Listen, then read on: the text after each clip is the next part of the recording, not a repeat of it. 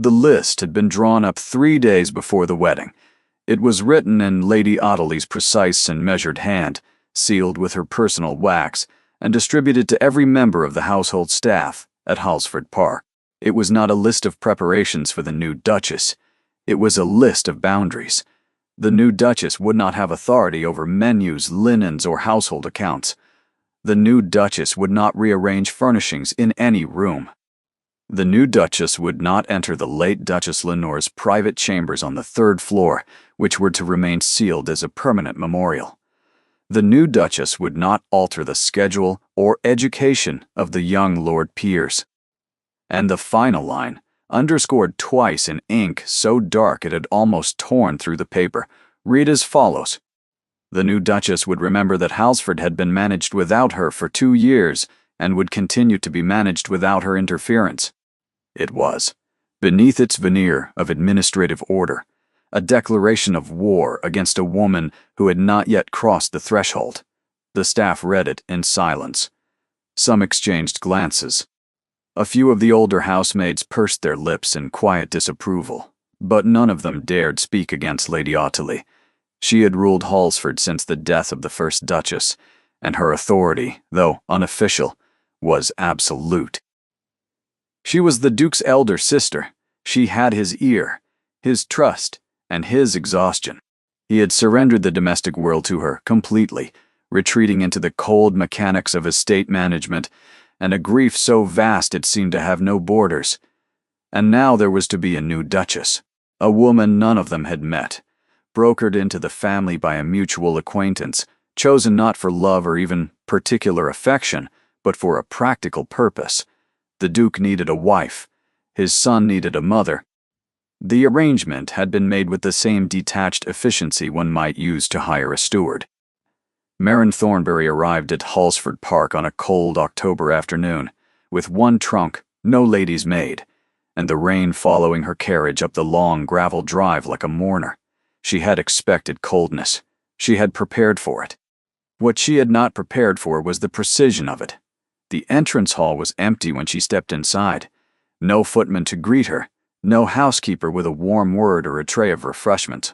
Only the vast stone silence of a house that seemed to be holding its breath. Her trunk was left in the rain for nearly 10 minutes before a boy from the stables was sent to fetch it. She stood in the center of the hall, her traveling cloak dripping onto the flagstones, and took in the measure of the place.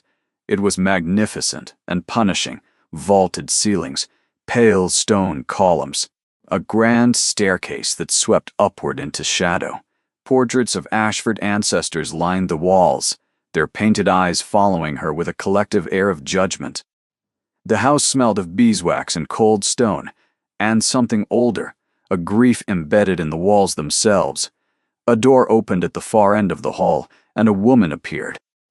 She was tall and angular, with iron-gray hair pulled back so tightly it seemed to stretch the skin of her temples. Her eyes were the same dark tawny brown as the Duke's, but where his held distance, hers held scrutiny. She wore black, though her brother's wife had been dead for 2 years.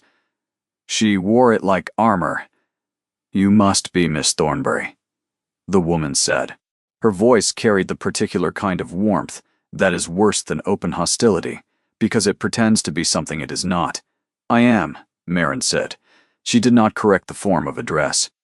She was the Duchess now, married by proxy 3 days prior, but she understood immediately that titles would have to be earned in this house, not assumed.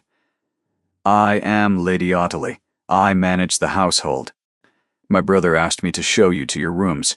He is occupied with estate business and will join you for dinner." She paused. "If he is able." The rooms were in the east wing. They were clean and adequately furnished, but deliberately modest for a Duchess. No view of the gardens, no adjoining sitting room. The wallpaper was faded to the color of old tea. The fireplace had been laid but not lit, and the chill in the air carried a message as clear as any written notice. You are here, but you are not welcome. You are tolerated, not embraced. Marin set her traveling case on the bed and removed her gloves. Her hands were steady. She had endured worse. She had endured the systematic destruction of everything she loved. She had watched her father's reputation torn apart by whispers and accusations. She had stood at his graveside with nothing left but a name she could no longer use and a truth no one would believe. Ma. She had spent 18 months in near destitution, tutoring children of merchants, mending gloves in a cramped room above a tallow shop in Exeter, eating one meal a day, and never once allowing herself to break. This cold, grand house with its hostile mistress and its absent duke was not a punishment. It was an opportunity, the only one she was ever likely to get. She unpacked her single trunk with the quiet efficiency of a woman accustomed to small spaces and fewer possessions. At the very bottom, beneath her plainest folded garments, wrapped in a square of oiled cloth, was a leather journal. It was her father's, his real name, and hers was not Thornbury. Thornbury was borrowed from a dead aunt, a name she had taken to enter this house unrecognized. Her true name was Marin Calloway. And her father, Dr. Aldrich Calloway, had been the physician summoned to Halsford Park 2 years ago to attend the first Duchess in her final illness. She pressed her palm flat against the journal's cover, feeling the cracked leather beneath her fingers. His handwriting was inside, his observations, his suspicions, his desperate and meticulous notes. The Duchess Lenore had not died of a wasting sickness, as the family had publicly declared. Her symptoms had been consistent with slow, deliberate poisoning, poison administered in careful doses over many months, hidden in tinctures or food, building silently in the body until it could no longer fight. Her father had tried to raise the alarm. He had written to the Duke. He had consulted with a colleague in London, and for his trouble he had been accused of incompetence, of hastening the Duchess's death through negligent treatment. Lady Audley had led the campaign against him. She had written letters. She had spoken to magistrates. She had ensured that Dr. Calloway's name was blackened so thoroughly that no family of standing would ever employ him again. He had died 6 months later, broken and disgraced, in a rented room in Plymouth.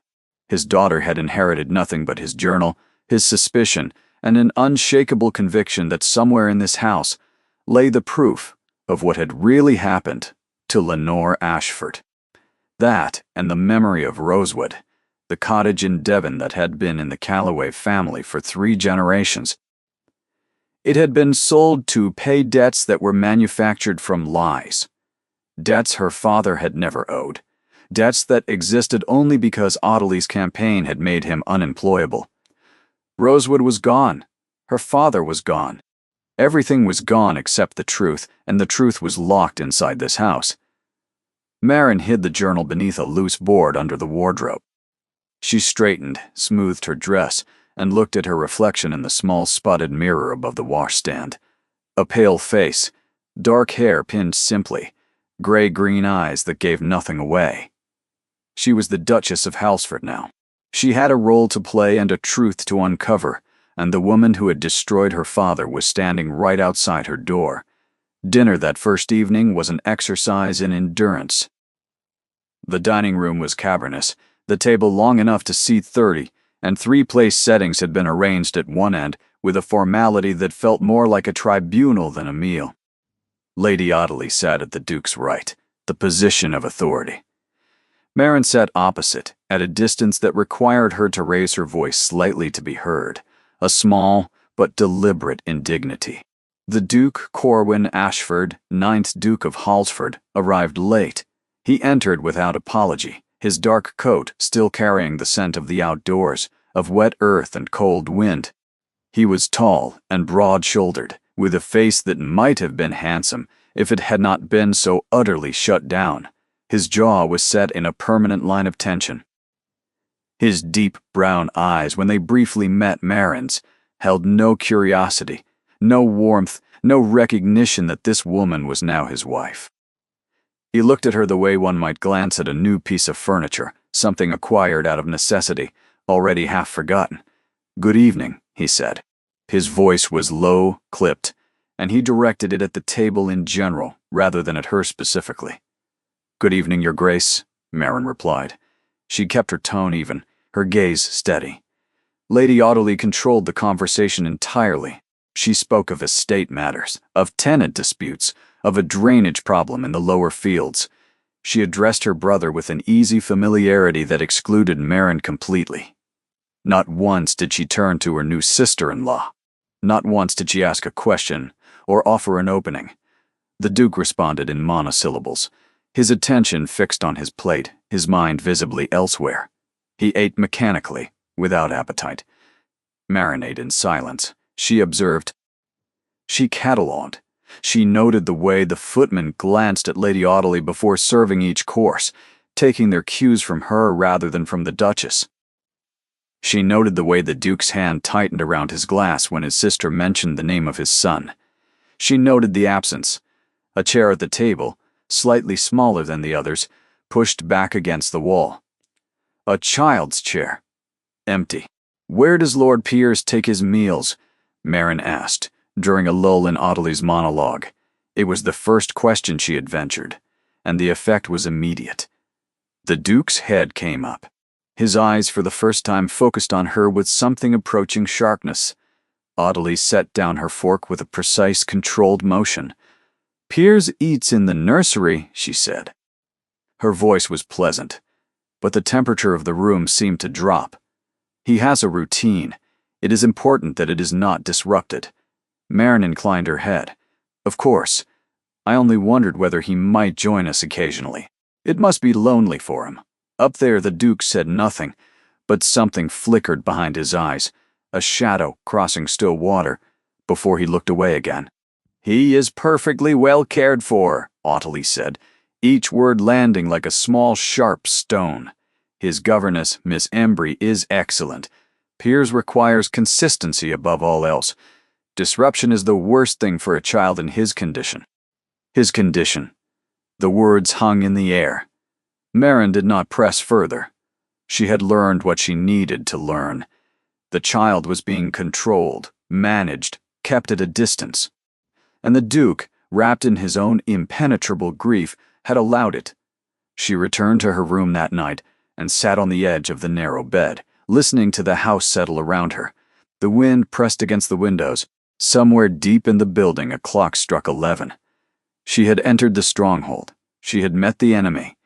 She had measured the walls and found them formidable, but she had also seen something she had not expected. Something that complicated everything. The Duke was not merely cold, he was in pain. A deep, unresolved, suffocating pain that had calcified around him like stone. And his son, the small ghost in the nursery, was drowning in it. She had come here for justice, for her father, for the truth. She had not come here to care about these people. But as she lay in the dark staring at the ceiling of her unwelcoming room, she felt the first treacherous stirring of something she could not afford. Compassion.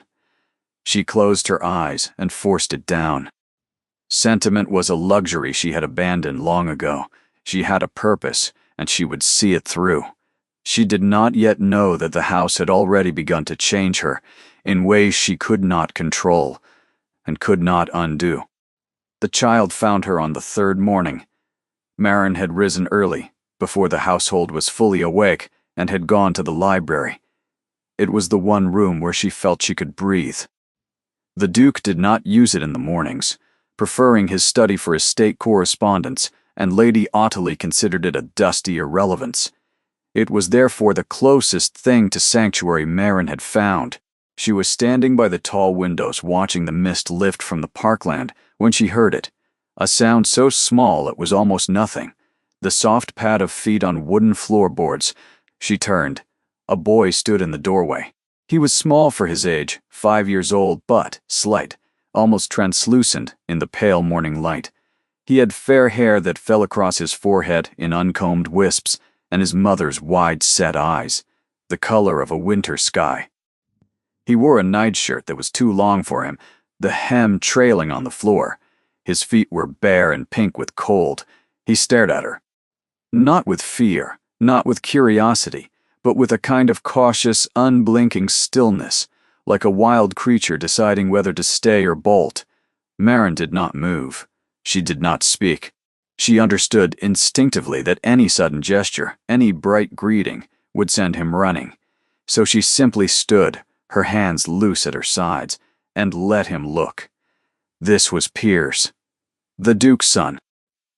The boy who had not spoken a single word since the morning he had been carried from his mother's deathbed, screaming, and had then fallen into a silence so profound that 3 physicians and a specialist from Edinburgh had failed to break it. The household whispered about him with a mixture of pity and unease. He was a ghost child, a living wound, a reminder of everything this house had lost. He took a step into the room, then another. He moved with the same spectral quiet that seemed to inhabit every corner of Halsford. As if the house itself had taught him to be silent, he stopped a few feet from Maren. He tilted his head to one side and studied her face with an intensity that was startling in one so young.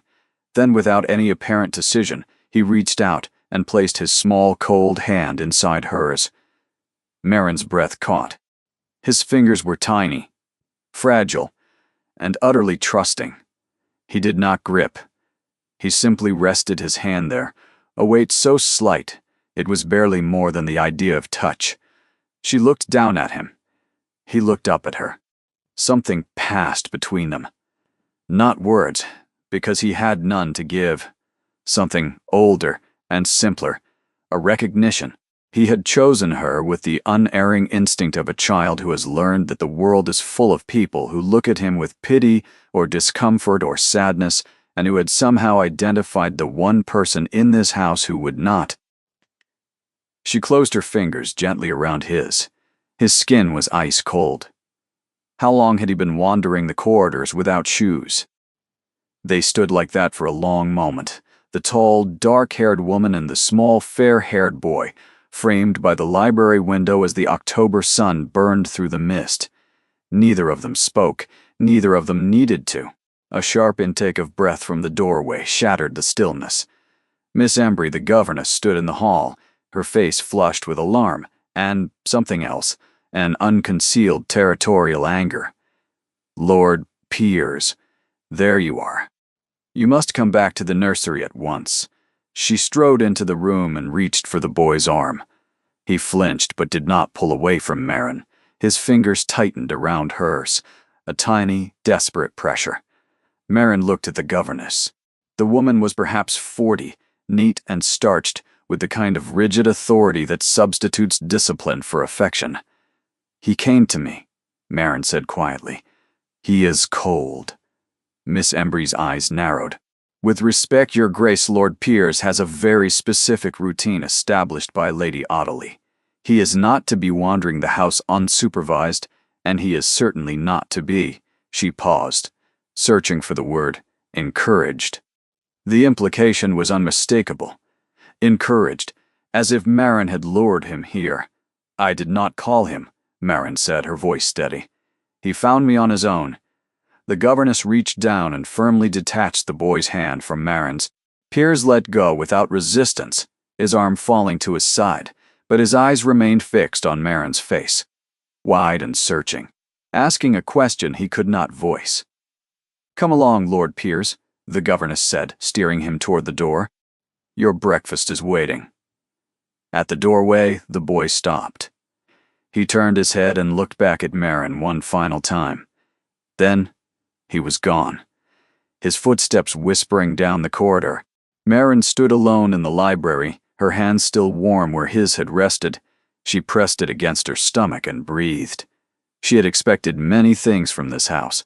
She had expected hostility, isolation, suspicion. She had not expected a child's hand in hers. She had not expected to feel a crack run through the careful wall she had built around her heart. The report reached Lady Audley before lunch. Maren did not hear the conversation, but she saw its aftermath. The governess emerged from Audley's sitting room with a tight, vindicated expression. That afternoon, a new addition appeared on the household notice board in the servants' hall. Lord Piers is to be accompanied at all times by Miss Embry or an approved member of staff. Under no circumstances is he to be left alone with any person not previously authorized by Lady Audley. The staff read it. They understood. The new Duchess had been in the house for 3 days and had already been publicly barred from contact with her own stepson. Marin read the notice that evening when she passed through the hall on her way to a solitary supper. She read it once, her face betraying nothing. Then she walked on. But that night, sitting in her sparse room with her father's journal open on her knees, she allowed herself to feel the full weight of what she was facing. This house was not simply hostile, it was a sealed system, controlled entirely by one woman who had every reason to keep its secrets buried and every tool at her disposal to ensure they stayed that way. And somewhere in this fortress, hidden behind locked doors and sealed chambers and years of careful lies, was the truth about what had happened to Lenore Ashford. Marin's father had believed the proof existed. He had written as much in his final entry, the handwriting shaky, the ink blotted with what might have been tears. There are records in that house, receipts, correspondence, perhaps even the substance itself. It is there, Marin. I am certain of it. But I will never be the one to find it. She closed the journal and pressed it against her chest. You were right, she whispered to the empty room. And I will prove it, even if this house and everyone in it tries to stop me. She did not know that across the darkened corridor behind the nursery door, a small boy was lying awake in his bed, staring at the ceiling with wide-open eyes, his fingers curled around the memory of her hand. And she did not know that 1 floor below, in the study that smelled of ink and leather and solitude, the Duke of Halsford had just been told by his sister that the new Duchess had already, on her 3rd day, attempted to interfere with the care of his son. Ottilie's account was measured, concerned, entirely reasonable, and entirely false. Corwin listened. He nodded. He said he would look into it. And after his sister left, he sat alone in the dark, staring at the fire, and felt something he had not felt in 2 years. Doubt. The doubt did not announce itself. It did not arrive as a sudden revelation or a dramatic shift. It crept in the way damp creeps into stone, slow, persistent, and impossible to ignore once it had taken hold. Corwin first noticed the change in his son 3 days after the incident in the library. He was crossing the entrance hall on his way to meet the estate surveyor when he caught a glimpse of movement at the top of the grand staircase. He looked up and saw Piers standing at the balustrade, his small hands gripping the polished rail, his face pressed between the balusters. The boy was watching the front door, waiting. It was not unusual for Piers to stand in high places and stare. He often perched at windows, his gaze fixed on some distant point only he could see. The physicians had called it a symptom of his withdrawal, a retreat into an interior world. But this was different. The boy was not gazing vacantly into the middle distance. He was watching with intent, his body angled forward, his attention sharp. He was looking for someone. The governess appeared behind him within moments. "Come away from there, Lord Piers," Miss Embry said, her hand settling firmly on his shoulder. "You know you are not to be on the staircase alone." Piers did not resist. He allowed himself to be led away. But as he turned, his eyes swept the hall below, searching, and for a fraction of a second his gaze found his father's. Corwin stopped mid-stride. The boy's expression was not vacant. It was not the blank, affectless mass the physicians had described in their reports. It was raw and open and desperate, with a longing so fierce it struck Corwin like a physical blow. Then Miss Embry's hand guided the boy around the corner, and he was gone. Corwin stood in the hall, his appointment with the surveyor forgotten. When had he last truly looked at his son, not glanced at him over breakfast, not nodded to him as he passed the nursery? When had he last sat with the boy, held him, searched his face for what lay beneath the silence? He could not remember. The admission was like swallowing broken glass. He resumed his walk to the surveyor's office, his pace slower, his mind no longer on drainage and field boundaries. That evening he asked Ottilie a question he had not thought to ask before. "How is Piers? Is he well?" Ottilie looked up from her embroidery, her needle pausing mid-stitch. "He is the same," she said. "Quiet. Miss Embry reports no change." She resumed her work. The specialist from Edinburgh suggested we consider a more structured regimen. I have written to him for details. But is he happy? Corwin pressed. Audley regarded him with an expression that was equal parts patience and warning. Happiness is not the concern at present, Corwin. Stability is. Routine is. The child has experienced a profound shock. Recovery will be gradual if it comes at all. She snipped a thread with her small silver scissors. What has brought this on? He shook his head. Nothing. I merely wondered. But it was not nothing, and they both knew it. The following morning, Corwin made a decision that surprised even himself. Instead of going directly to his study after breakfast, he took the long corridor that ran past the morning room. He told himself it was a shortcut. It was not. Maren was there. She was arranging a vase of late autumn roses she had cut from the garden, the only domestic task she had been able to claim without Audley's interference, since the flower arrangements had historically been the Duchess's province, and even Audley could not override a tradition that predated her authority by 200 years. Corwin paused in the doorway.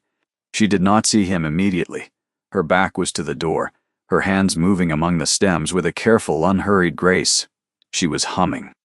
It was so faint he almost missed it, a melody he did not recognize, low and simple and somehow unbearably sad.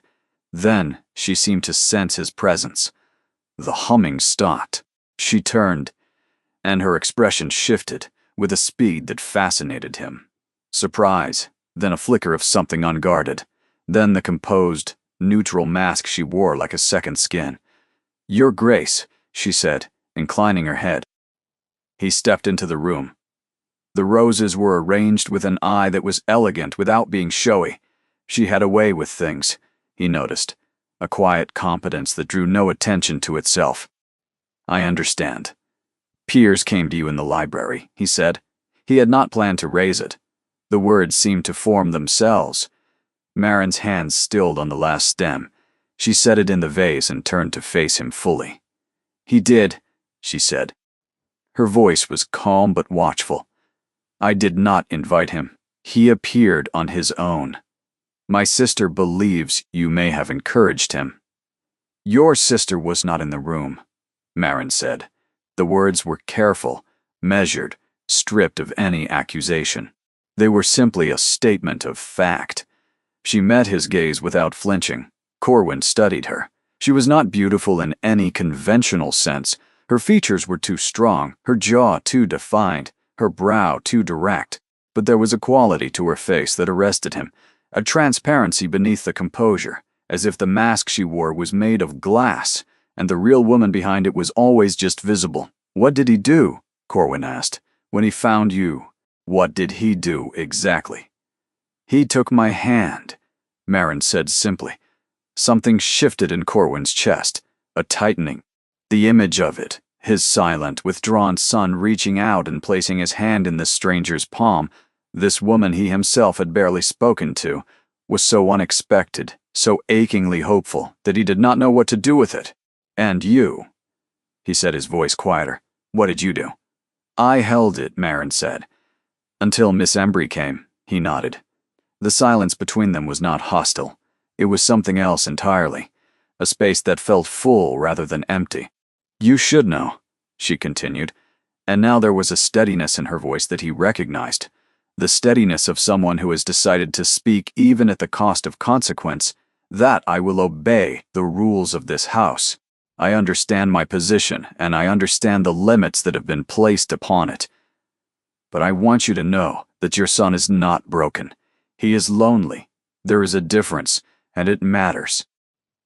The words landed on Corwin like the first drops of rain on parched earth. He did not respond. He was not certain he could. Maren picked up the vase of roses and walked past him toward the door. As she passed, her sleeve brushed his arm. The contact was accidental and brief, and it sent a current through him that he was entirely unprepared for.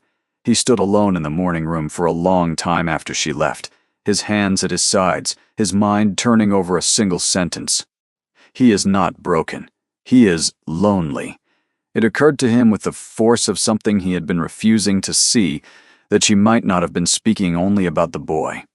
Lady Audley noticed the shift before anyone else.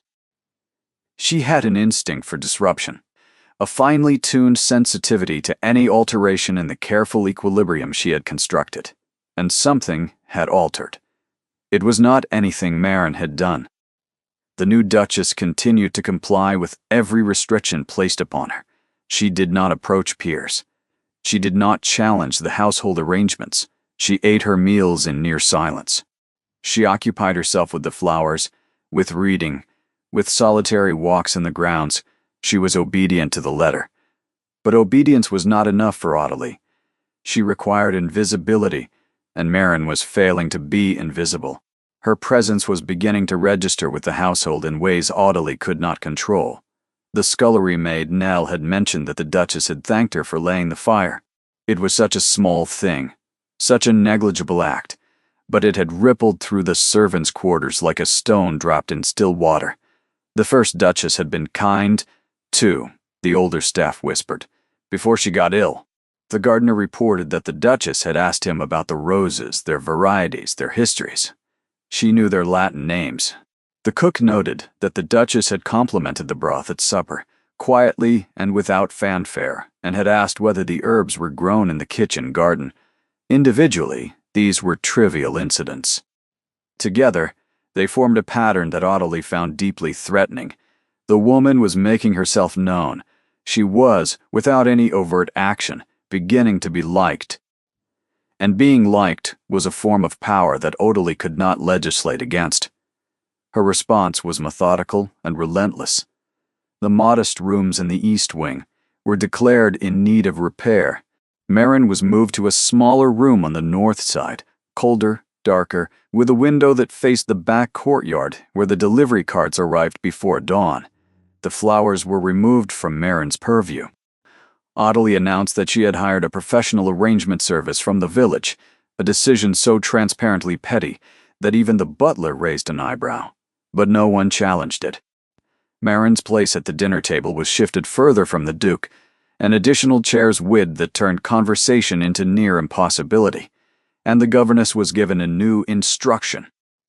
If Lord Piers was spotted moving in the direction of any room the Duchess was known to occupy, he was to be redirected immediately, his route altered, his world contracted further to ensure that no accidental encounter could occur. The boy seemed to feel it. In the following days, Marin caught glimpses of him that tore at her resolve. A small face at a window as she walked in the garden, his palm flattened against the glass. A flash of fair hair disappearing around a corner as the governess steered him away. Once, passing the nursery door, she heard something that stopped her in the corridor. A sound she had never heard from him before. Not a word. A whimper, low and strangled and quickly silenced. She stood outside the door, her hand raised, every instinct screaming at her to push it open. She could hear Miss Embry's voice inside, brisk and efficient and devoid of tenderness. "Hush now. None of that. Sit down and finish your letters." Marin lowered her hand. She walked away. She obeyed the rule. She obeyed it because her position in this house depended on it, because the truth she had come to find was still buried somewhere behind locked doors and sealed rooms, and because if she was cast out now, she would lose everything. Her father's vindication, the proof of what had been done to Lenore, and any chance of reaching the boy who had placed his hand in hers and asked without words to be seen. The cost of that obedience was enormous. Each day it grew heavier. She ate her solitary meals. She endured the cheerless room. She walked the grounds in thin boots because her warmer pair had mysteriously vanished from the boot room, and no one could account for their absence. She said nothing. She complained to no one. She existed in the margins of the house like a shadow, occupying the precise space Audley had designated for her, and not a fraction more. But Audley was not satisfied. Compliance was not capitulation. The woman was still here. She still carried herself with that quiet, maddening dignity. She still met Audley's gaze without dropping her eyes. She was enduring, and endurance, Audley knew, was a form of defiance. The antagonism might have continued its slow, grinding escalation indefinitely if the Dowager Duchess had not arrived.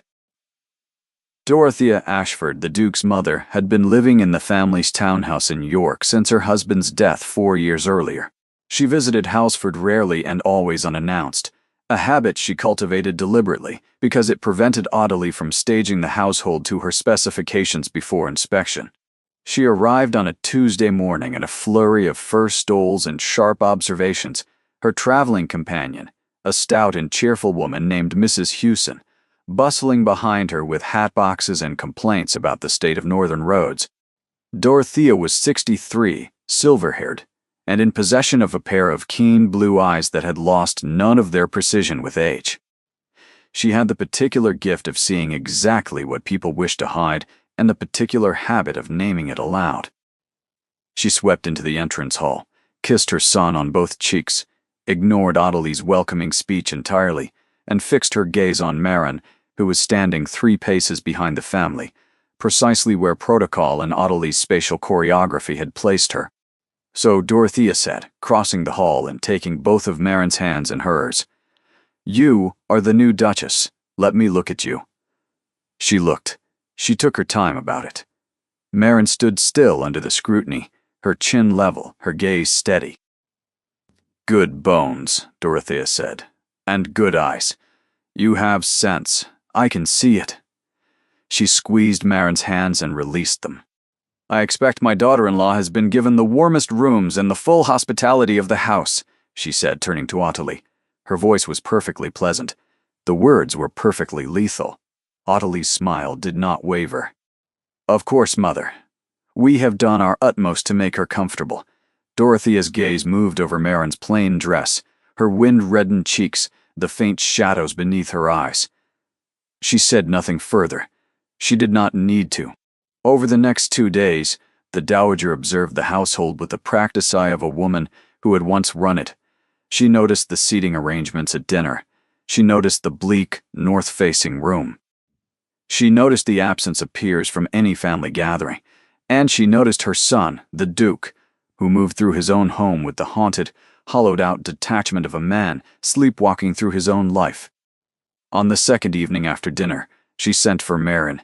Marin found the Dowager in the small blue sitting room that had once been her personal domain. A fire was burning. Tea had been laid. Dorothea sat in a high-backed chair, her silver hair loosened from its pins, her expression unguarded in a way it had not been during the public hours. "Sit down, child, and for heaven's sake stop curtsying. I am your mother-in-law, not the Queen." Marin sat. The warmth of the fire was almost painful after the chill of her quarters. "Tell me," Dorothea said, pouring tea with steady hands. "How bad is it? And do not be diplomatic." "I have had 63 years of diplomacy, and I am thoroughly sick of it." Marin hesitated. The instinct to protect herself, to say the careful, measured thing, was powerful, but there was something in the Dowager's face, an openness, a willingness to hear the truth that she had not encountered since her father's death. "It is difficult," she said. The word was an understatement of staggering proportions, and they both knew it. "Difficult," Dorothea repeated. She stirred her tea. "My daughter has made your life impossible. My son has allowed it. And my grandson is being kept from you like a state secret." She set down her spoon. "That is not difficult, my dear. That is cruelty with good upholstery." Marin felt the treacherous sting of tears behind her eyes. She blinked them back fiercely. "She is protecting the household," Marin said. "She believes she is doing what is best for Piers." "She is protecting herself," Dorothea corrected, her voice gentle but unflinching. "Audley has run this house since Lenore died. She has filled the space that grief emptied. If you succeed as Duchess, her purpose vanishes. You are not a threat to Piers. You are a threat to her." She reached forward and placed her hand over Marin's. "But that is Audley's problem, not mine. My problem is my son.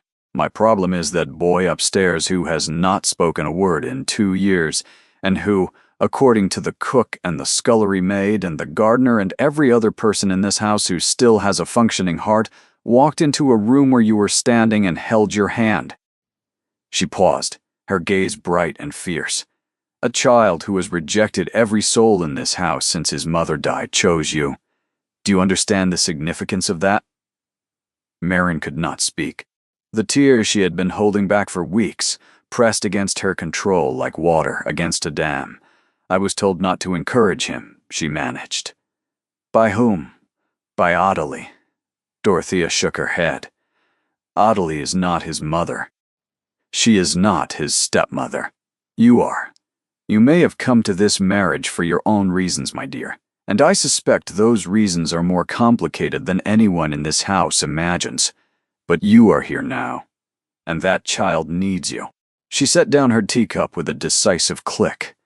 "And so, though he would rather swallow hot coals than admit it, does my son." She stood up and walked to the fireplace, resting one hand on the mantel. Corwin was not always like this. Before Lenore died, he was serious, yes, but he was kind. He laughed. He rode with his son on his shoulders. He loved with a depth that terrified him. And when he lost her, he simply shut it all down. Every door, every window, sealed and bolted. Adelie gave him permission to do that. She took over so completely that he never had to feel anything again. She paused. "But you cannot grieve by refusing to live, and you cannot protect a child by removing every source of warmth from his world." She turned and faced Marin. "I will speak to my son. I do not know if he will listen. He has become very good at not listening. But I will tell him what I see. And what I see is a house that is dying of order and a woman who might, if she were allowed, bring it back to life." She crossed the room and stood before Marin, her expression softening. "You are stronger than you appear," she said. "I saw it the moment you walked into this hall. Adelie sees it too, which is precisely why she is trying to destroy you. Whatever you are carrying, whatever brought you here, do not let her break you. And do not let my son's blindness discourage you. He is not a cold man. He is a frightened one. There is a world of difference." She kissed Marin on the forehead, a gesture so maternal and so unexpected that it shattered the last of Marin's composure. A single tear escaped and ran down her cheek. Dorothea pretended not to see it. "Good night, my dear," she said, and left the room. Marin sat alone by the dying fire, her hands wrapped around the cooling teacup, and let the tears fall in silence. She wept for her father. She wept for the boy upstairs. She wept for herself and the impossible weight of what she was carrying. And when the tears were spent, she dried her face with the back of her hand, straightened her spine, and returned to her room with a new and dangerous certainty burning in her chest. She was not alone anymore. She had an ally, and she would not waste it. What she did not know was that Dorothea had already gone to the Duke's study, and was at that very moment delivering the speech of her life to a son who sat rigid behind his desk, his jaw clenched, his knuckles white, around a glass he had not touched. And what neither of them knew was that Adelie, standing in the darkened corridor outside the study, her ear pressed to the crack in the door, was hearing every word. She chose a night when the wind was high enough to cover the sound of footsteps and the rain heavy enough to keep even the most restless walker indoors. Marin had spent the previous week studying the rhythms of the house with the same meticulous care her father had once applied to his medical observations. She knew that the butler locked the ground floor doors at 10:30. She knew that Lady Adelie retired to her rooms at 11 and did not emerge until 7. She knew that the Duke's study light burned until midnight or later, but that his study was in the west wing, far from her target. Her target was the 3rd floor, the sealed chambers of the first Duchess. Adelie had declared them a memorial, permanently closed, untouchable. The key was kept on a ring that hung from Adelie's belt during the day, and was locked in the drawer of her bedside table at night. Marin had observed both of these facts over the course of many careful weeks. She had also observed a third fact that Adelie had apparently forgotten or dismissed. The 3rd floor chamber shared a wall with the old servants' passage, a narrow corridor that ran the length of the upper house, built in an era when the staff were expected to move through the building without being seen. Most of the passage doors had been boarded shut during the last renovation, but Marin had found one behind a linen cupboard in the corridor outside the nursery that had merely been painted over. The paint had cracked around the hinges. It would open. She waited until 1 in the morning. She dressed in her darkest gown, left her shoes beside the bed, and moved through the house in stockinged feet, carrying no candle. She had walked these corridors so many times in daylight that her body knew the way. 14 steps to the end of the hall, left turn. 22 steps to the linen cupboard. She eased it open. The smell of starched cotton and lavender sachets. She reached past the folded sheets and found the painted-over door. She pressed. The old hinges resisted, then gave with a sound like a whispered complaint. The servants' passage was black as pitch, and narrow enough that her shoulders nearly touched both walls. The air was stale, undisturbed for years. She trailed her fingers along the rough plaster, counting doorways by touch. The third one. That was the one that should open into the dressing room, adjoining the late Duchess's bedchamber. She found it, a wooden panel, flush with the wall. She pressed, and it swung inward on silent, well-oiled hinges. That detail registered with a sharp, cold clarity. Well-oiled. Someone had been in here. Someone who wanted the door to open quietly. She stepped through into darkness. The air here was different. Heavy air. Layered with the ghosts of perfume and something else. Something clinical and faintly metallic. She stood still, letting her senses adjust. Moonlight seeped through a gap in the heavy curtains, enough to outline the shapes of furniture. A dressing table, a wardrobe, a chaise longue draped in dust sheets. She moved through the dressing room and pushed open the connecting door to the bedchamber itself. The room had not been touched since the Duchess died. The bed was still made, its coverlet smooth and undisturbed. A pair of slippers sat beside it, perfectly aligned. A book lay on the nightstand, a ribbon marking a page that would never be turned. It was a shrine, and it was heartbreaking, but Maren had not come here for grief. She had come for evidence. Her father's journal had been specific. In his final weeks attending the Duchess, he had noticed a bottle of tonic on this very nightstand, prescribed not by him but by another source he could not identify. He had asked the Duchess about it. She had said only that Ottilie prepared it for her each evening, a restorative, something to help her sleep. He had asked to examine it. The Duchess had refused, gently but firmly. Ottilie says it is her own recipe. I do not wish to offend her. The tonic was gone from the nightstand now, but if it had been prepared regularly over a period of months, there would be evidence somewhere. Bottles, ingredients, correspondence with an apothecary. Maren began to search. She moved through the room with silent, systematic precision. She checked the drawers of the nightstand. Empty. The wardrobe. Only gowns preserved in cedar. The writing desk by the window. Locked. She knelt beside the desk and examined the lock. It was a simple mechanism, the kind that could be turned with a hairpin. She had learned this skill in Exeter, when the landlord of the tallow shop had changed the locks on her room, and she had been forced to retrieve her belongings through ingenuity rather than confrontation. The lock turned. The desk drawer slid open. Inside, she found a small wooden box, and inside the box, 3 glass vials. 2 were empty, their insides coated with a fine white residue. The third was half full of a clear, colorless liquid.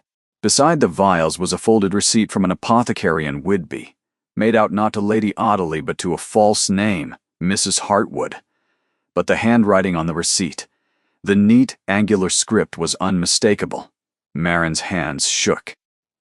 She held the vial up to the thin moonlight. The liquid caught the light and seemed to glow with a faint, pearlescent sheen. This was it. This was the proof her father had died trying to find. The substance that had been administered to the Duchess night after night, hidden in a sleeping tonic, presented as care while it slowly, methodically extinguished a life. She wrapped the vials and the receipt in her handkerchief and tucked them into the inner fold of her gown, pressing them flat against her ribs. She closed the drawer, relocked it, and turned to leave. A shape stood in the doorway. Her heart stopped. Every muscle in her body seized. The shape was tall, broad, motionless, filling the frame of the dressing room door. She could not breathe. Then the shape spoke, and his voice was low and rough and vibrating with an emotion she could not immediately identify. I told myself I would not follow you again. The Duke. She could not see his face, only his outline against the faint light of the passage behind him. He stepped into the room and she heard the scratch of a match. A candle flared to life on the mantelpiece. The flame threw their shadows onto the walls, enormous and distorted. His face was terrible, not with anger, though anger was there, a white-hot wire running beneath the surface. It was terrible with something far worse. He had already begun to piece it together. "You came in through the servants' passage," he said. His voice was controlled, but barely. "You have been here before." "No," Marin whispered. "This is the first time. I swear it." His eyes moved to the front of her gown where the shape of the handkerchief bundle was faintly visible beneath the fabric. He saw it. She watched his gaze register what it meant. A woman emerging from his dead wife's sealed chamber, with something hidden against her body. "What have you taken?" he asked. The question was quiet. It was the quietest thing she had ever heard. And in that moment, standing in the dead woman's room, with the dead woman's husband watching her, and the evidence of what she believed to be murder pressed against her heart, Marin understood that she had reached the edge of everything. There was no lie clever enough. There was no evasion subtle enough. There was only the truth, the whole truth offered without protection and without guarantee. "My name is not Marin Thornbury," she said. Her voice did not tremble. She had moved beyond trembling into a clarity so sharp it felt like glass. "My name is Marin Calloway. My father was Dr. Aldrich Calloway. He attended your wife in her final illness, and he was destroyed for what he discovered here." She reached into the fold of her gown and drew out the handkerchief. She unfolded it on the nightstand beside the dead Duchess's book and the dead Duchess's slippers. The 3 vials caught the candlelight. "Your wife was poisoned," she said. "These are the remains of the substance used to kill her, and the receipt in that handkerchief will show you who obtained it." The silence that followed was the longest of her life. Corwin did not move. He stood rooted to the floor, his eyes fixed on the vials. The candlelight played across his face, and she watched the progression of what he felt as clearly as if it were written in fire. Disbelief, recognition, horror. And then, rising from beneath all of it like something surfacing from a great depth, a grief so raw and so annihilating that it seemed to strip the years from him, leaving him not a duke, but a man, a husband, standing in the room where his wife had died. She had been taken. He reached out and picked up one of the empty vials. His hand was steady, but the tendons in his wrist stood out like cords. He held it to the light and looked at the white residue coating the glass. "Who?" he said. The word was barely a sound. Marin picked up the receipt and held it out to him. He read it. She watched his eyes move over the handwriting. She watched him recognize it. She watched the color leave his face in a single terrible wave. "No," he said. His voice cracked on the word. The sound of it filled the room. "No," he said again, as if repetition could make it untrue. Then something happened that Marin had not anticipated. The grief did not soften him. It hardened him. It fused with the shock and produced not sorrow, but a blinding, incandescent rage, and because Audley was not standing before him, the rage found the only target in the room. "You," he said. His voice was low and shaking and terrible. "You came into my house. You married me under a false name. You used my son. You used my grief. Everything, from the first moment, has been a deception." "I came for the truth," Marin said, her voice steady, despite the fear flooding her body. "You came for yourself," he said. The words were brutal, each one a blow. "My wife is dead. My son does not speak. My home is in ruins. And you crept in like a thief and made yourself part of it, not because you cared, but because you wanted something from this house." "That is not fair," she whispered. "Fair?" He almost laughed. The sound was jagged and awful. "You want to speak to me about fairness? You, who have lied to me every single day since you arrived." He turned from her. He gripped the edge of the mantelpiece with both hands, his head bowed, his shoulders rigid. "Get out," he said. The words fell into the silence like stones into deep water. Marin stood motionless. She had imagined many outcomes to this night. She had imagined discovery, accusation, even arrest. She had not imagined this. The raw, wounded fury of a man who had just learned that his wife was murdered, and that the woman he had begun against every instinct to trust had been lying to him from the start.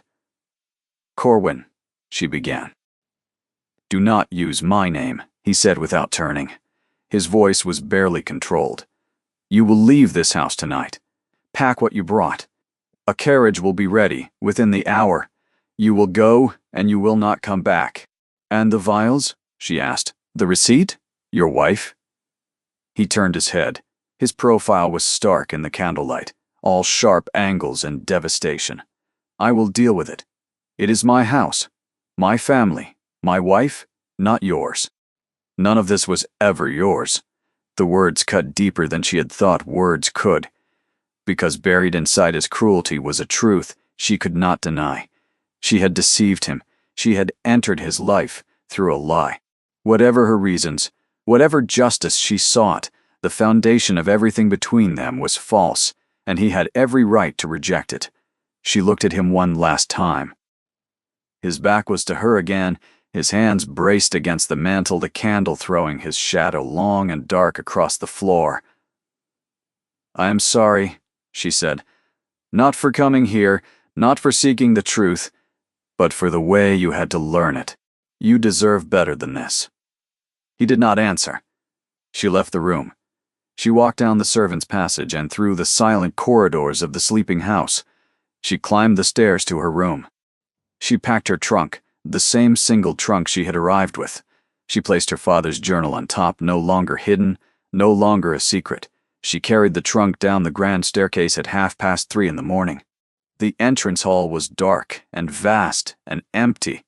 The carriage was waiting in the courtyard, its lamps burning in the rain. She stepped outside. The cold hit her like a wall. She loaded the trunk herself, because there was no footman to help her, because there had been no footman to help her on the day she arrived either, and the symmetry of it was so precise it nearly broke her. She climbed into the carriage. She did not look back at the house. The carriage pulled away down the long gravel drive. The rain followed it just as it had on the day she came. But now the house was behind her, shrinking in the darkness, and everything she had found and lost inside it was receding with it. The boy. The truth. The man who had looked at her with those deep brown eyes and seen, for one brief, flickering moment, something worth seeing. She was gone, and she had taken something with her without meaning to. She had taken the only warmth that remained in that house. She had taken the possibility of it. Corwin did not move from the dead woman's room until dawn. He stood at the window as the first gray light crept across the parkland and watched the empty drive. The rain had stopped. The world looked scrubbed and raw. He looked at the vials on the nightstand. He looked at the receipt. He looked at the slippers beside the bed and the book with its unturned page. And he understood, with a clarity so brutal it nearly took him to his knees, what he had done. He had sent away the only person who had cared enough to seek the truth, the only person who had risked everything, not for wealth, not for position, but for justice, for his wife, for her father, and yes, perhaps, in the end, for him. She had not used his grief. She had honored it. She had walked into a house of lies and endured every cruelty it could devise, and she had never once stopped looking for the truth, even when the truth was more terrible than anyone could have imagined. And he had called her a thief. He had told her to leave. He thought of Piers. The boy would wake in a few hours, and the woman who had held his hand, the woman who had cracked open his silence, would be gone. Another loss. Another absence in a life already hollowed out by them. He thought of his mother's words. He is not a cold man. He is a frightened one. She was right. He had been afraid. Afraid of feeling, afraid of trusting. afraid of the vulnerability that comes from allowing another person close enough to matter. And in his fear, he had done exactly what Ottilie had tried to do. He had driven Maren away. He left the room. He walked downstairs. He went to his study and sat at his desk and picked up the vials and the receipt and his dead wife's name and the weight of 2 years of blindness, and he began to work. He owed Maren a debt he could never repay, but he could begin with the truth. He worked through the morning. He read the journal she had left behind. He examined the vials. He cross-referenced dates. The meticulous, relentless mind that had managed an estate of 10,000 acres now turned itself to the reconstruction of a crime. By midday, he had the full picture. Lenore had been ill for 8 months before she died. Ottilie had assumed the role of primary caretaker, overseeing meals, administering tonics, controlling access. Dr. Calloway had been permitted to attend, but his recommendations had been consistently overridden by Ottilie, who claimed to be following the advice of a specialist in London. No such specialist existed. The motive was not hatred. It was something colder and more pragmatic. With Lenore alive, Ottilie was a guest in the house, tolerated, useful, but ultimately peripheral. With Lenore dead and Corwin shattered by grief, Ottilie became indispensable. She had the Duke's trust. She had authority over his son. She had the running of the estate. She had power. And when Maren arrived, a new Duchess, a potential rival to that power, Ottilie had deployed the same strategy: isolation. The slow, systematic elimination of a threat. The parallel chilled Corwin to his marrow. He looked at his hands and saw 2 years of blindness written in them. 2 years in which he had surrendered his son, his home, his judgment, to a woman who had killed his wife. He wrote letters to the magistrate, to a solicitor in York, to a physician who could analyze the contents of the vials. His pen moved with a hard, driving fury across the paper. Then he wrote one more letter. To a coaching inn in the village where he prayed a woman traveling alone with one trunk might have stopped to rest. He sent a rider with it before the ink was dry. Maren had not gone far. She had spent the night at the inn in the village, sitting upright in a hard chair, because she could not bring herself to lie down, staring at the wall, her father's journal in her lap, her mind replaying every moment of the confrontation until the words blurred and merged into a single unbearable ache. The letter arrived at noon. She read it standing in the narrow hallway of the inn, her hands trembling, her vision swimming. It was short. It said only this: "I was wrong. Come back. There is work to be done, and it cannot be done without you. I will not ask your forgiveness, because I have not yet earned it, but I am asking you to come home." Below the signature, in a hand that was less controlled than the rest, he had added a single line: "Piers has been asking for you." Not in words. In the way he stands at the window. You know what I mean. She pressed the letter against her chest and closed her eyes. Then she picked up her trunk and walked out to the waiting carriage. She returned to Halsford at 3 in the afternoon. Corwin was standing on the front steps. He was not wearing a coat. His hair was disordered. He looked as if he had not slept. When she stepped down from the carriage, he did not speak. He walked to her, took the trunk from her hands, and carried it inside himself. The gesture said everything. His words could not. The reckoning came that evening. Corwin summoned Ottilie to the library. He asked Maren to be present. He asked his mother to sit with them.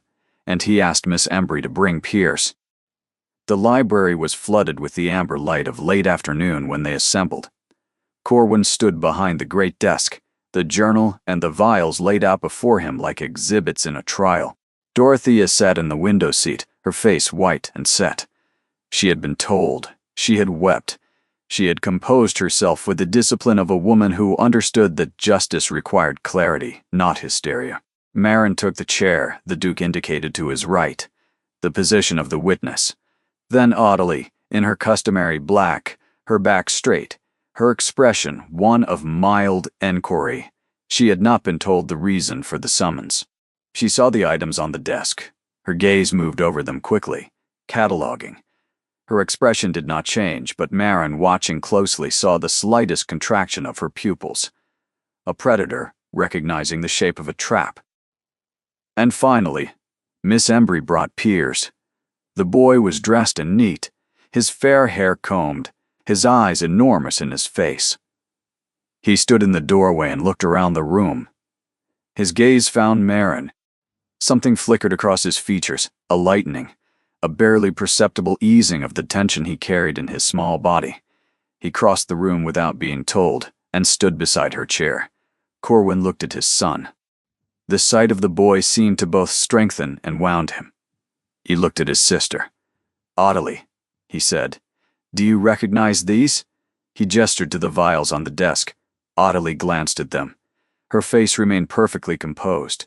"I do not," she said. "Should I?" "They were found in Lenore's room," Corwin said, "in the desk drawer, along with a receipt from Fellow's apothecary in Whitby, made out to a Mrs. Hartwood." A silence. "I do not know a Mrs. Hartwood," Audley said. Her voice was steady, but her left hand, the one furthest from the desk, had closed into a fist at her side. Corwin picked up the receipt and held it out to her. "The handwriting," he said. "Do you recognize that?" Audley did not take the receipt. She looked at it from where she stood, her eyes moving over the angular script. For the first time, the faintest fracture appeared in her composure. A tightening around the mouth, a slight dilation of the nostrils. "Anyone might imitate a hand," she said. "It proves nothing." Dr. Aldrich Calloway did not think it proved nothing, Corwin said. He raised his suspicions.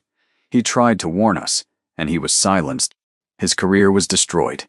His name was blackened. He died in disgrace. He paused. By whom, Audley? The room was deathly still. Dorothea gripped the edge of the window seat. Marin sat motionless. The boy stood at her side, watching with those wide, unblinking eyes. Audley lifted her chin. "Whatever you have been told," she said, her voice hardening, "you have been told by that woman." She pointed at Marin. "A woman who entered this house under a false name, who deceived you, who married you for her own purposes. She is the deceiver, Corwin, not I." Corwin did not raise his voice. He did not need to. "Her name," he said, "is Marin Calloway. She is the daughter of the physician you destroyed. She came into this house not for wealth, not for position, not for any advantage. She came for justice, for her father and for my wife." He picked up the journal and placed it beside the vials. "This is Dr. Calloway's journal. Every observation, every symptom, every date. It is a complete medical record of a systematic poisoning carried out over 8 months. The vials contain residue consistent with his findings. The receipt bears your hand." He paused. "Would you like to continue denying it?" Audley's composure did not collapse.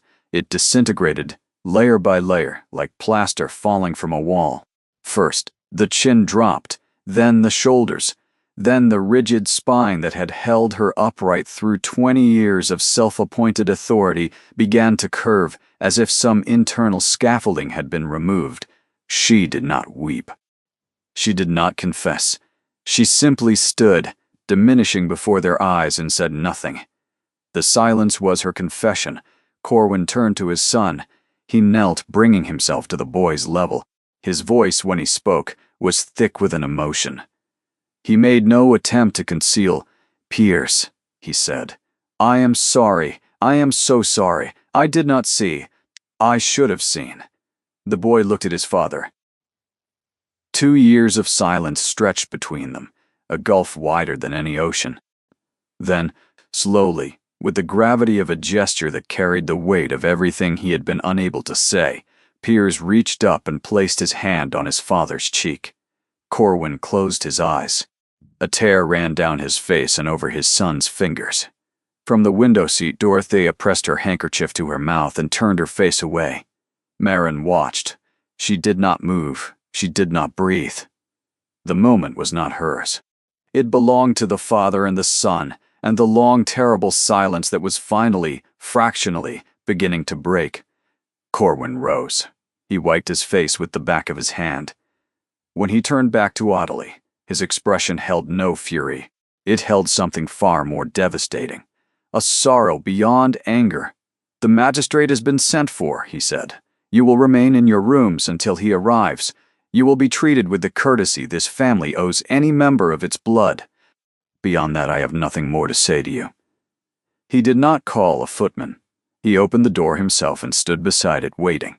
Audley walked past him. At the threshold she stopped. She did not look at her brother. She looked at Marin. Her expression was not hatred. It was something more complex and more terrible. It was the look of a woman seeing for the first time the full consequence of what she had done, reflected in the calm, steady gaze of the woman she had tried to destroy. Then she walked through the door and was gone. The room exhaled. Corwin closed the door. He stood with his back against it, his head bowed. Marin remained in her chair. Piers had moved closer during the confrontation, his fingers finding hers beneath the arm of the chair. She held them now, his grip fierce and trusting. Dorothea crossed the room and placed her hands on her son's shoulders. "You did what was right," she said. "You did what was just." He nodded, but could not speak. Dorothea looked at Marin. Her eyes were bright with tears, but her voice was clear. "And you, my dear, you gave us the truth. At a cost I cannot imagine." She paused. "Your father would be very proud."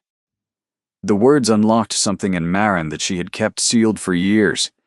She bowed her head and wept, silently, her shoulders shaking, one hand pressed over her eyes, and the other still held tightly by the boy who would not let go. 8 months had passed. Spring had come to Halsford Park, and it had come as though making up for years of absence. The gardens blazed with color. The windows stood open. The stone corridors that had once held nothing but cold echoes now carried the sound of birdsong from the terraces, and occasionally, something that had not been heard within these walls for longer than anyone could remember. By a child's laughter. Piers had spoken his first words 6 weeks after Audley's removal. It had not been a grand declaration. It had not been addressed to his father or to the physicians who still visited fortnightly.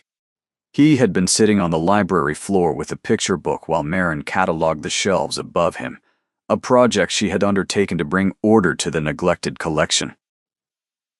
She had been humming, the same low, sad melody Corwin had once heard in the morning room, and Piers had looked up from his book and said, in a voice rusty from disuse but perfectly clear, "More." Marin had stopped. She had looked down at him. He had looked up at her, and the word hung between them like a bell, still vibrating. She had knelt beside him and begun to hum again. He had leaned against her arm and closed his eyes, and the silence that had entombed this child for 2 years cracked open like ice in a spring thaw.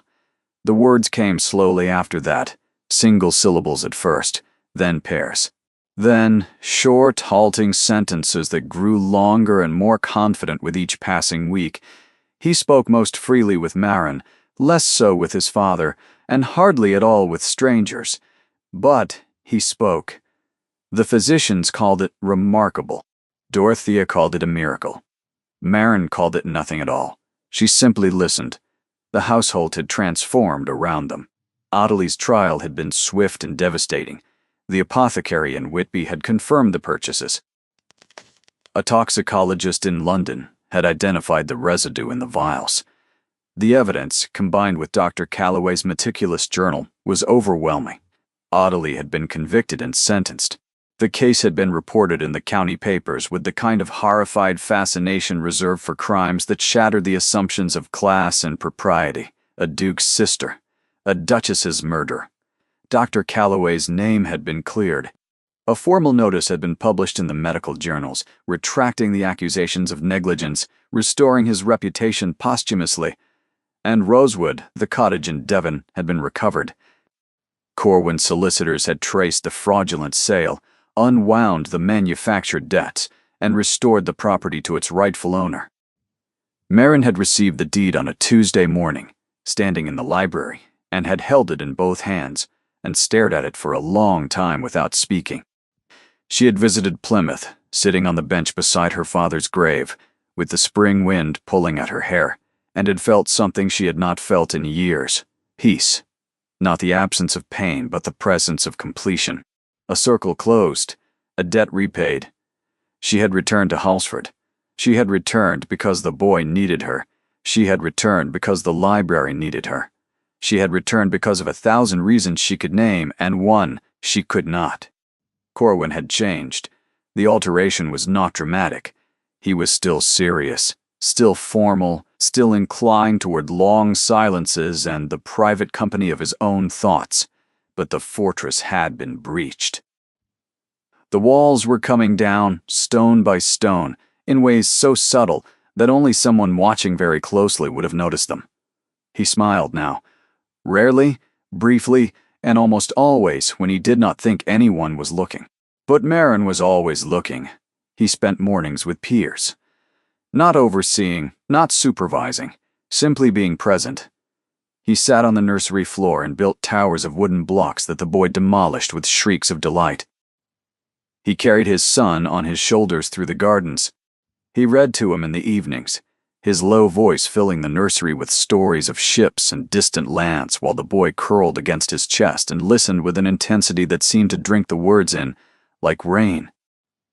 And he came to the library. Every afternoon, without announcement, without pretense of purpose. He would stand by the window and watch Merrin work, or he would sit in the armchair by the fireplace and read while she sorted and shelved and annotated. They talked. About books at first, safe, scholarly conversations about the collection, about the histories it contained, about the world it represented. Then, gradually, about other things. About the estate, about Piers, about the future, never about the past. The past was a country they had both crossed, scarred and exhausted, and neither of them wished to return to it, but it was present between them always. It was present in the way he looked at her when she was not watching, with an expression of such profound, bewildered gratitude that it would have embarrassed them both had she seen it. It was present in the way her breath caught when his hand brushed hers as he passed her a book. It was present in the way Piers moved between them, a small, bright thread stitching two damaged lives together, with the unself-conscious certainty of a child who has decided that these two people belong to each other. On a warm evening in late May, Corwin found Merrin on the terrace overlooking the lake. The sun was setting, painting the water in shades of copper and gold. She was standing at the balustrade, her face turned toward the light, and something about the image stopped him in his tracks. She was wearing a dress of deep blue, one his mother had insisted on buying for her. Her dark hair was loose, falling past her shoulders. She looked in that moment not like a woman who had suffered and survived, but like a woman who had come home. "Merrin," he said. She turned. She smiled. She had a way of smiling that started in her eyes and reached her mouth last, as if joy was something she still had to give herself permission to feel. "The solicitor has confirmed the final settlement," he said. "Rosewood, your father's practice, the pension. Everything is in order. You are a woman of independent means." She nodded. "Thank you." He came to stand beside her at the balustrade. He looked out at the lake, at the parkland, at the great house behind them where his son was, at that moment being put to bed by a new governess who believed that children should be spoken to rather than managed. "You could leave," he said. His voice was carefully neutral. "You have every reason to. You have Rosewood. You have your father's name restored. You owe this house nothing. You owe me nothing." She was quiet for a moment. "Is that what you want?" she asked. "For me to leave?" He turned to face her. His expression was open in a way she had never seen before, stripped of every defense, every layer of authority and reserve. He looked, for the first time since she had known him, afraid. "What I want," he said, and his voice was rough, with the effort of saying it, "is for you to stay. Not as my librarian, not as my son's companion, as my wife, my true wife, not an arrangement, not a convenience.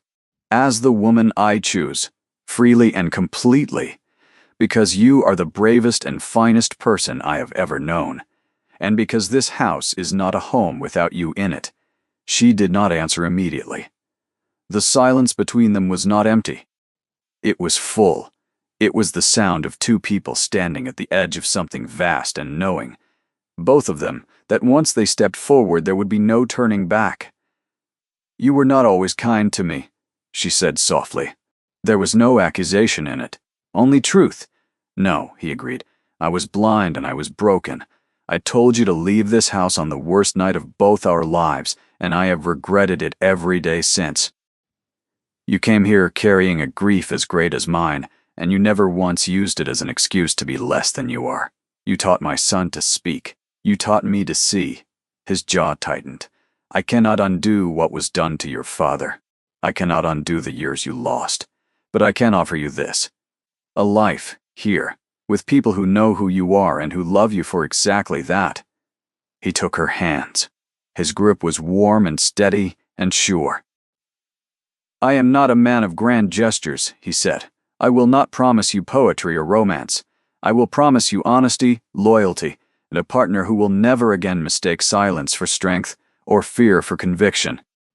She looked at their joined hands. She looked at the house, golden in the last of the sunset. She looked at the window of the nursery, where a small face was watching them, one hand raised against the glass. She looked at him. "I did not come here to fall in love with you," she said. Her voice was steady, but her eyes were bright. "I know," he said. "That is precisely why I trust it." She lifted his hand and pressed it briefly against her cheek. The gesture was small, private, and more eloquent than any declaration. "Then I will stay," she said. From the nursery window above, Piers watched them standing together in the fading light. He lowered his hand from the glass and pressed it against his chest as if holding something precious. He was smiling. And in the great old house behind them, in the library where the truth had been hidden and found and spoken aloud, the evening light fell across the shelves of books and the empty desk and the chair where a man had sat in darkness for 2 years, and it filled every corner, every shadow, every silence with a warmth that felt, at last, like home.